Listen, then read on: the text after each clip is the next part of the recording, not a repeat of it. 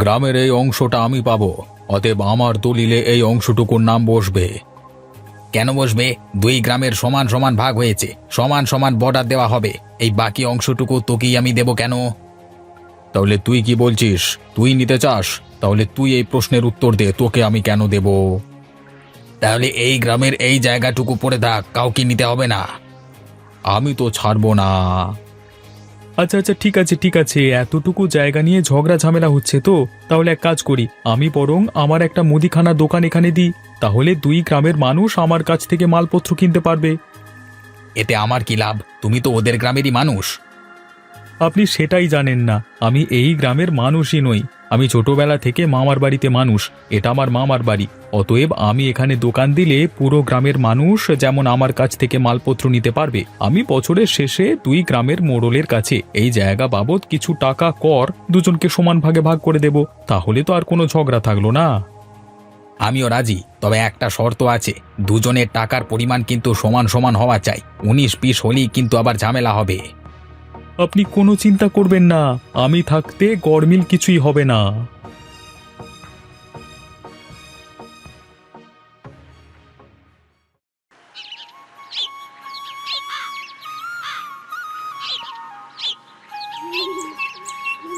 কিরে গোপাল, শীতকাল তো পড়ে গেল, আমাদের গ্রাম থেকে শীতের ফসল যেন সব থেকে বেশি পরিমাণে যায়। ওসব নিয়ে আপনি কোনো চিন্তা করবেন না বাবু, এবছর তো ফসল আমাদের গ্রাম থেকে বেশি যাবেই যাবে, তার সাথে আরও একটা জিনিস যাবে, তার আমি আগে থেকে পরিকল্পনা করে নিয়েছি। তুই কিসের কথা বলছিস? আমি তো ঠিক বুঝতে পারছি না। এই শীতের সময় তো পিঠের উৎসব হবে, তো সেই পরিকল্পনা অনুযায়ী আমাদের গ্রাম থেকে এবছরে নলেন গুড় এবং খেজুর গুড়ও যাবে বাজারে। বাহ, এ তো দারুণ পরিকল্পনা করেছিস। সত্যি তোর মাথায় যে এত সুন্দর বুদ্ধি এসেছে তা সত্যি প্রশংসনীয়। কিন্তু গুড় উৎপন্ন করতে গেলে তো খেজুর গাছের রস লাগবে, কিন্তু খেজুর গাছ তো আমাদের গ্রামে নেই। শুধু আমাদের গ্রামে কেন, আমাদের পাশের গ্রামেও নেই।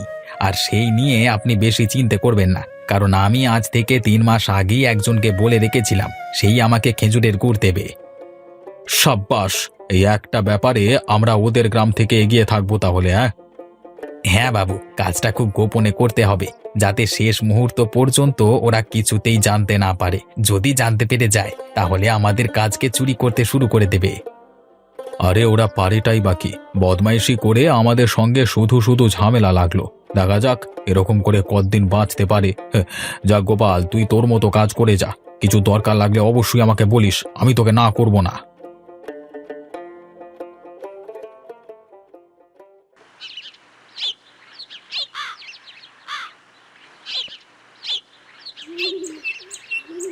আরে রেশমা দিদি, এসো এসো, তা কি দেবো তোমাকে বলো। তুমি বাবু আমাকে আজকে 1 কিলো চাল দাও দেখি ভাতের, আমি কিন্তু হাফ টাকা দিতে পারবো, হাফ টাকা কালকে দেব, হবে তো? তাহলে তুমি বরং হাফ চাল নিয়ে যাও, কালকে অর্ধেক চাল এসে নিয়ে যেও। বাবা, তোমার দেখছি খুব চেটাং চেটাং কথা হয়েছে। সেদিন আমাদের বাবু ঠিকই বলেছিলেন তোমার নিজের গ্রামের প্রতি একটু পক্ষপাতিত্ব আছে, সেটা তো দেখতেই পাচ্ছি। এসব কি বলছো দিদি? দেখো দিদি, আমাকেও তো মালপত্র তুলতে হবে দোকানে, এভাবে যদি সবাইকে ধার বাকি দিই তাহলে তুমি সবাইকে ধার বাকিতে দিতে পারছো, আর আমার বেলায় নেকামো। হয় তুমি ধার দেবে, নয়তো আমি মোড়ল মশাইকে গিয়ে নালিশ করব যে তুমি পক্ষপাতিত্ব করছো। আচ্ছা আচ্ছা, ঠিক আছে, তুমি যা নেবে নাও, আমার কোনো অসুবিধা নেই, তবে কালকে কিন্তু টাকাটা দিয়ে যেও। দেবো বাবু দেবো, অতবার করে বলবার কিছু নেই, আমি তো আর কোথাও পালিয়ে যাচ্ছি না। রতন ভাই, কি করছো? এই যে বৌদি, এই রেশমাদিকে কিছু জিনিসপত্র দিচ্ছি। আমাকে একটা হলুদ আর একটা লঙ্কার প্যাকেট দিও তো। দাঁড়াও বাপু দাঁড়াও, অত তাড়াতাড়ির কি আছে? দেখতে পাচ্ছ না আমাকে মাল দিচ্ছে? আমি তাড়াতাড়ি করিনি তো, আমি তো শুধু বললাম। আরে বুঝি বুঝি, সবই বুঝি, আমাদের গ্রামের লোকেদেরকে টেক্কা দেওয়ার চেষ্টা তো। ভালো, আমি তোমাকে আবার টেক্কা দেবার চেষ্টা করলাম কোথায়? আমি তো শুধুমাত্র এখানে এসে দাঁড়ালাম। তুমি এরকম করে বলছো কেন দিদি? বৌদি তো এখানে এসে শুধুমাত্র আমাকে কথাটা বলল। দেখলে রতন, তোমার কেমন পক্ষপাতিত্ব। হ্যাঁ, তুমি সঙ্গে সঙ্গে ওর দলে হয়ে গেলে। এতে দলবাজির কি আছে? ভুল কথা বললে নিশ্চয়ই রুখে দাঁড়াবে। এই যে রেশমা দিদি, তোমার চাল তুমি নিয়ে বাড়ি যাও এখন, কালকে বরং সমস্ত পয়সাটা দিও। এই আমাকে বিদেয় করবার ধান্দা তো? বেশ, দেখে নেব। এবারে বাজারে দেখে নিও, আমাদের গ্রামের সবজি বেশি উঠবে। হ্যাঁ হ্যাঁ, দেখে নেব। এই সবজিতেই তো সারা জীবন আটকে থাকলে এবারে বাজারে আমাদের ব্যবসাটাও দেখে নিও, একেবারে চমকে উঠবে। কেন গো, তোমরা আবার কি নতুন কোনো ব্যবসা শুরু করছো নাকি? সেটা সময় হলেই দেখতে পাবে, এখন থেকে বলে তো কোনো লাভ নেই। সময় আসুক, তখন বুঝবে। তুমি কিসের কথা বললে বৌদি? আছে আছে, সেই জিনিসটা আমি এখন বলবো না। এখন বললে আবার অসুবিধা হবে। কিন্তু তুমি এমন একজনকার কাছে মুখ ফসকে কথাটা বলে ফেললে না, এখন দেখো আবার কি হয়।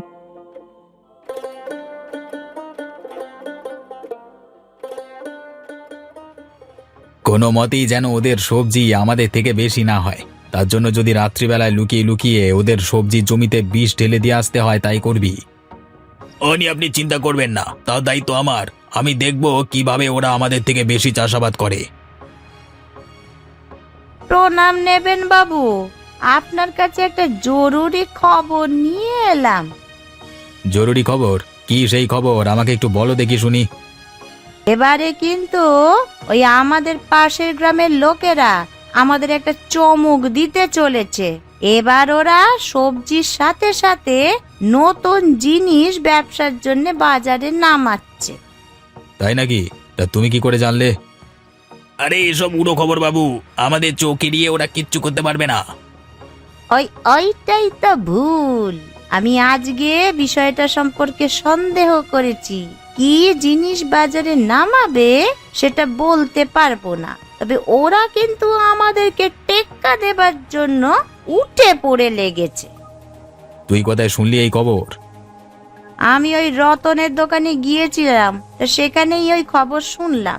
আর হ্যাঁ, আরেকটা কথা বাবু, ওই রতন কিন্তু ওই গ্রামের লোকেদের প্রতি একটু বেশি পক্ষপাতিত্ব করছে।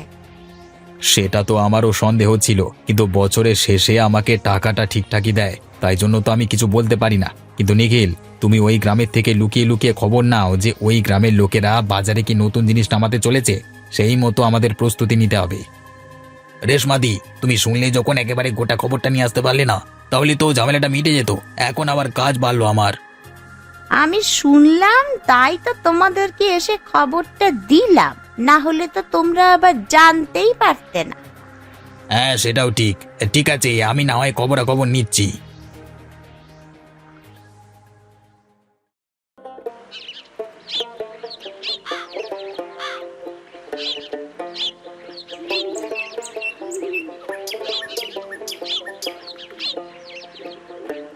আরে ও গোপালদা, চললে কোথায়? অবিনাশবাবুর কাছে নাকি? তাছাড়া প্রথমে বাবুর বাড়ি হয়ে তারপর সবজি ক্ষেতগুলো একটু দেখতে যাব। বুঝতেই তো পারছো, রেশারেশি আছে। আচ্ছা গোপালদা, আমরা নাকি এবারে বাজারে নতুন কিছু পেতে চলেছি, খবরটা কি সত্যি? আরে এইসব কথা তোমাকে কে বললো? কালকে লতা বৌদি আমার দোকানে এসেছিল, তা আমাদের ওই গ্রামের একজন দিদি এসেছিল, তারা দুজন ঝগড়া লেগে গেল, তারপর কথায় কথায় লতা বৌদি কথাটা বলল। এই রে, কেলো করেছে রে, তার মানে গিন্নি আমার সমস্ত কিছু লিক করে দিচ্ছে। আরে না না, তেমন কিছু নয়, ওই কি বলতে কি বলে ফেলেছে। হ্যাঁ হ্যাঁ, মেয়ে মানুষ তো, তাই ঝগড়াই জিততে হলে একটু ওরকম বলতে হয়। তা তুমি ঠিকই বলেছ। তা তোমার ব্যবসা কেমন চলছে? একদম হেসে খেলে। দুই গ্রামের দুই মোড়লের ঝগড়াঝগড়ির মাঝে আমি কিন্তু জায়গাটা বেশ পেয়ে গেছি। হ্যাঁ, সেটাই তোমার ভাগ্য। ঠিক আছে, তুমি তাহলে দোকানে যাও। হ্যাঁ, আমি চললাম।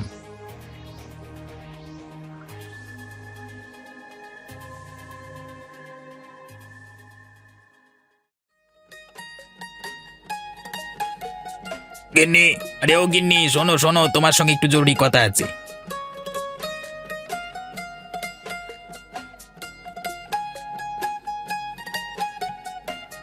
আরে কি হলোটা কি? তুমি সকালবেলা এরকম ষাঁড়ের মতন চিৎকার করে ডাকছো কেন? কি হয়েছে কি? তোমাকে আমাদের একটা কাজ করে দিতে হবে, পারবে তো? কাজ? কি কাজের কথা বলছো বলো তো? তোমাকে ছদ্মবেশে ভালো মানুষ সেজে আমাদের পাশের গ্রামে গিয়ে কিছু তথ্যাদি সংগ্রহ করতে হবে। আমি পারবো না। তোমরা দিন দিন ছোট হচ্ছ না বড় হচ্ছ?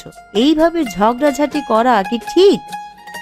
আরে ঝগড়াঝাটি কোথায় করছি, তুমি বুঝতে পারছো না? কাজটা খুবই গুরুত্বপূর্ণ, না হলে ওই গ্রামের লোকেরা টেক্কা দিয়ে আমাদের থেকে এগিয়ে যাবে। শোনো, অনেক হয়েছে। তোমাদের এরপর উচিত দুই গ্রামের লোকেদের মিলেমিশে থাকা। এভাবে ঝগড়া অশান্তি সব সময় ভালো লাগে না। তুমি না করো না। শোনো, তোমাকে ব্যাপারটা বলি। তুমি আজকে রতনের দোকানে যাও, সেখানে গিয়ে তুমি একটা কথা জেনে আসো যে ওরা বাজারে এবারে নতুন মাল কি ছাড়তে চলেছে। কি পারবে তো? কেন যে তোমরা এরকম করছো বুঝি না। ঠিক আছে, আমি না হয় যাচ্ছি, তারপর দেখা যাক কি হয়।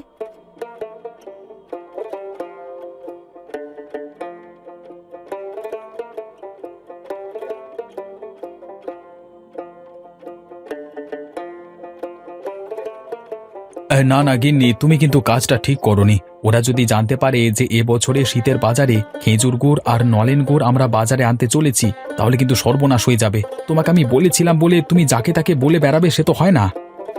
আমি কিছুই বলিনি। আমি শুধু বলেছি এবারে বাজারে আমাদের বেশি লাভ হবে। তার মানেই তো তাই। এর মধ্যেই আমাদের গ্রামের লোকেরাই সন্দেহ করতে শুরু করে দিয়েছে। এই তো রতনদার সাথে দেখা হলো, সেই আমাকে জিজ্ঞাসা করলো। এই রে, তাহলে এখন কি হবে বলো তো? আমি তো মহা ভুল কাজ করে ফেললাম। আমার রাগের মাথায় ওইভাবে কথা বলা উচিত হয়নি। যাক, যা হয়েছে হয়েছে। তুমি এক কাজ করো, তুমি বরং এখনই রতনদার দোকানে চলে যাও। সেখানে গিয়ে রতনদাকে ভুজুং ভাজুং বুঝিয়ে দিয়ে এসো যে তুমি সেদিন যে কথাগুলো বলেছিলে সেগুলো সম্পূর্ণ ভুয়ো, তার কোনো ভিত্তি নেই। তাহলে কি তাদের মন থেকে সন্দেহ কমবে? একটু হলেও কমবে। যাও যাও, তুমি আর দেরি করো না। আর এই নাও, আমার কাছ থেকে কিছু টাকা নিয়ে যাও, কিছু কিনে আনবে, না হলে সন্দেহ করবে, বুঝলে? ঠিক আছে, আমি এক্ষুনি বেরিয়ে পড়ছি।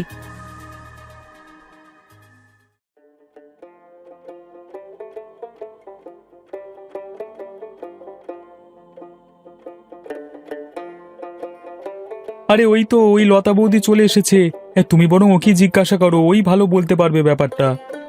কি হয়েছে গো রতনদা? তোমরা কি নিয়ে কথা বলছো? এই যে লতা বৌদি, এই নীলিমা বৌদি বলছে আমাদের শীতের বাজারঘাট নাকি খুব একঘেয়ে হয়ে গেছে, নতুন কিছু পাওয়া যায় না, সে কথাই বলছি আর কি। আরে আর বলো না, এই দুই গ্রামের এই মোড়লের ঝগড়া একদম আর ভালো লাগছে না। কোথায় দুই গ্রামের মানুষ মিলেমিশে থাকবে? তা না। ঠিকই বলেছ, এই তোমাদের দুই বউয়ের দুই গ্রাম একদম দুরকম, একে অপরকে সবসময় টেক্কা দিতে চায়। আমার বাপু আর বিশেষ ভালো লাগছে না। রতন, তুমি একটা কিছু উপায় বার করো দেখি, যাতে দুই গ্রামের মধ্যে আবার আগের মতন এই ভাব জন্মায়। আসলে কি জানো তো, দুই গ্রামের মধ্যে ঝগড়া লাগানোর মূলে হচ্ছে তোমাদের গ্রামে থাকা কিছু পাড়ার কাকিমা। এদের খেয়ে দিয়ে কোনো কাজকর্ম নেই, শুধু লোকের নিয়ে উল্টোপাল্টা চর্চা করে আর মাথা গোলায়। তুমি ঠিকই বলেছ। তার মধ্যে অন্যতম শ্রেষ্ঠ হচ্ছে দুজন, ওই রেশমা আর ওই পূর্ণিমা। পূর্ণিমা তো আমাদের গ্রামের, সে তোমাদের গ্রামে যায় নাকি? বাবা, ওদের মধ্যে ভাব দেখে তোমার মাথা খারাপ হয়ে যাবে। তুমি ওদের দেখে ভাববে যে আমরা কি জন্যে ঝগড়া করে থাকি। তাহলে এই ব্যাপার, মানে আমাদের দুই গ্রামের কিছু খারাপ মানুষ তলে তলে নিজেদের মধ্যে ঠিকই সম্পর্ক বজায় রেখেছে, আর ঝগড়া করে মরছি আমরা।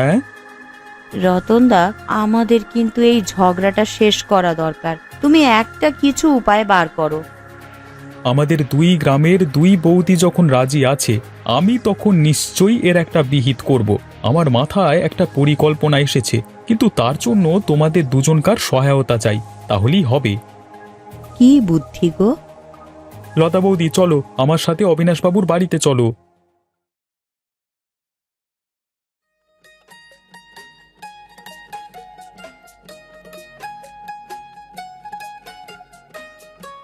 আরে রতনদা, গিন্নি, তোমরা এখানে এই সময় কি করছো?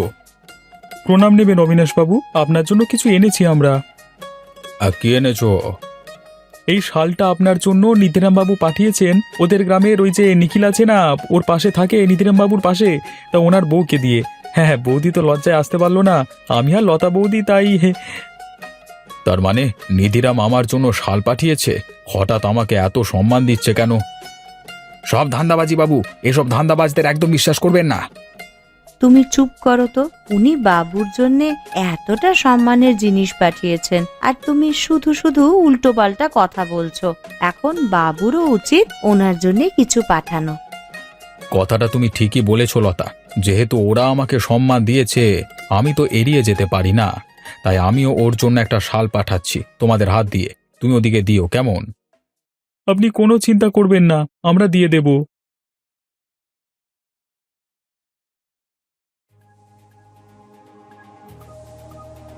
চক্রান্ত চক্রান্ত, এসব হচ্ছে চক্রান্ত।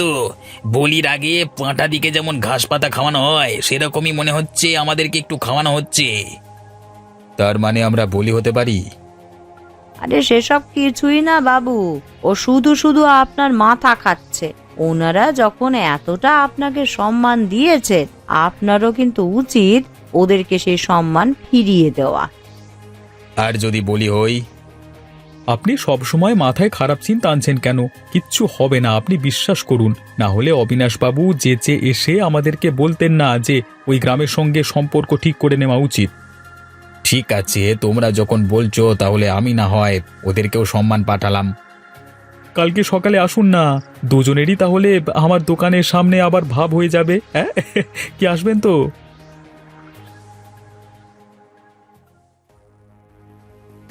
এ কি শুনছি গো রেশমাদি? কি শুনছ? আমি তো কিছুই বুঝতে পারছি না। আমি শুনলাম নাকি আমাদের দুই গ্রামের মোড়লেরা একে অপরের সাথে সম্মান বিনিময় করছে। এটা তো ভালো কথা নয়।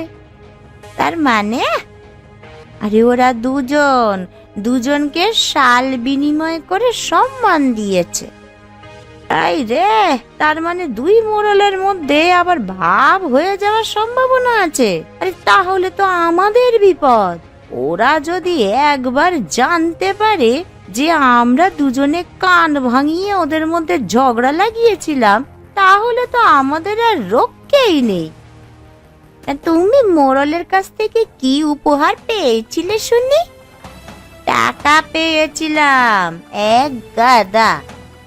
আরে আমিও তো টাকা পেয়েছিলাম। এখন যদি আবার সেই টাকা আমাদেরকে ফেরত দিতে বলে, আরে না না, সেটা তো আর হতে দেওয়া যায় না। তাহলে একটা কাজ করতে হয়, আমাদের এই গ্রামের ওই দুইজন বউ মিলে ওদের মধ্যে ঝামেলাটাকে আরো বাড়াতে হবে। যা হোক,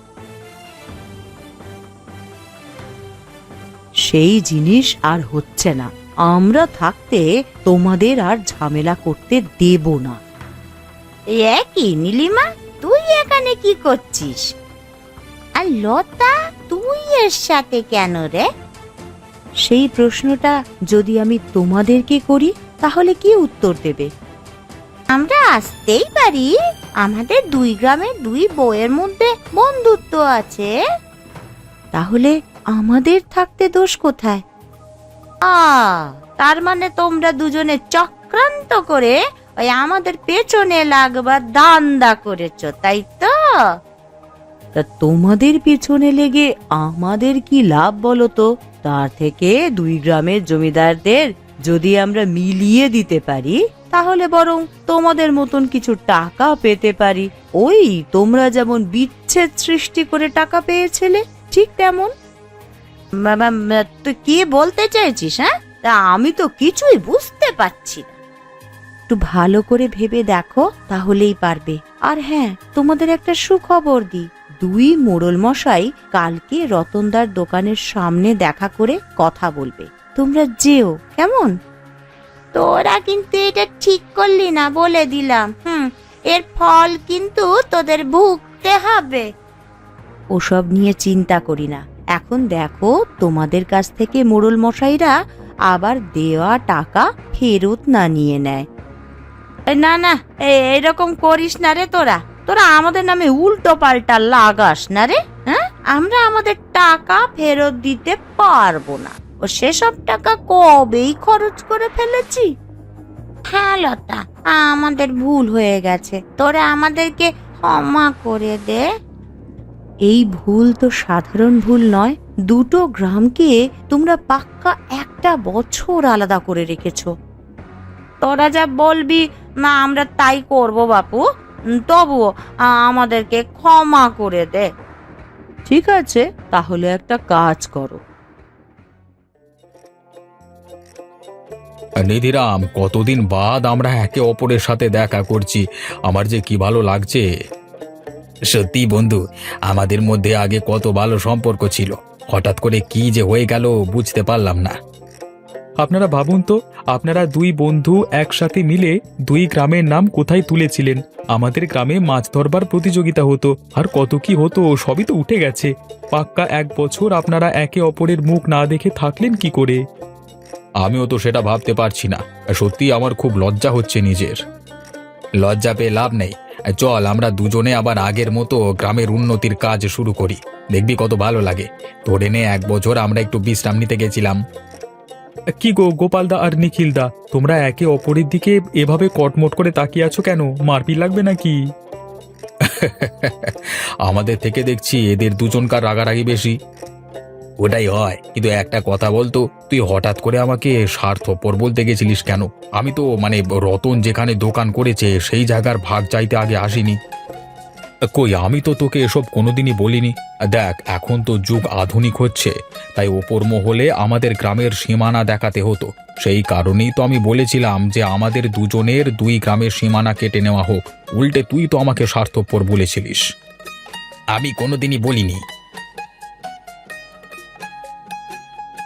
এই সবই আমাদের দুই গ্রামের দুই বউ রেশমা আর পূর্ণিমাদির কামাল। তারাই দুই গ্রামের মধ্যে ঝগড়া বাঁধিয়েছিল, তারপর ভালো সেজে ওনাদের কাছ থেকে টাকা হাতিয়ে নেয়। হ্যাঁ, তাই তো। তবে ওদের কাজের জন্য ওরা অনুশোচনা বোধ করছে, তাই জন্যে ওরা নিজের হাতে এই শীতের দিনে পিঠে বানাচ্ছে আপনাদেরকে খাওয়াবার জন্য। আপনারা যেন আবার ওদের ওপরে রাগ পুষে রাখবেন না। বাহ, এ তো দারুণ হলো। দুজন বউ ঝগড়া লাগালো আর দুজন বউ আবার ভাব করলো।